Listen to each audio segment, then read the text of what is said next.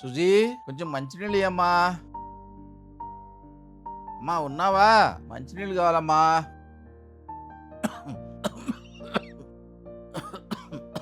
ఏమైంది మావయ్య?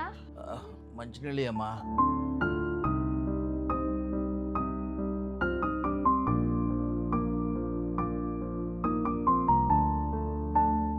మావయ్య పిలుస్తున్నాడు కదక్క, వినిపించలేదా? నీకు వినిపించింది కదా. కనీసం నీళ్లు కూడా ఇవ్వవా అక్క? రోజు సేవలు చేసి చేసి నాకు చిరాకు వచ్చింది. నువ్వు చేసుకో. మావయ్య ఇదిగోండి, అన్నం తినండి.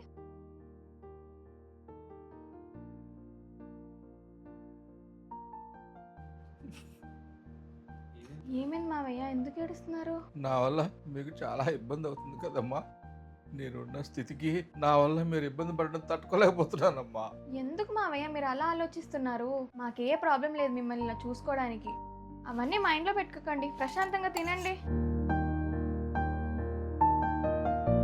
అక్క, మా అమ్మకి బాగాలేదంట, ఇంటికి వెళ్ళేసి వస్తా. 2 రోజులు మామయ్యని చూసుకుంటావా? నా వల్ల కాదా ఆయన చూసుకోవడం. కావాలంటే నువ్వే తొందరగా వచ్చి చూసుకో. నేను రావడానికి 2 రోజులు పడుతుంది అక్క. సరే, ఏం చేస్తాం, ఆయన పోయే వరకు చూసుకోక తప్పదు కదా. చూసుకుంటానులే.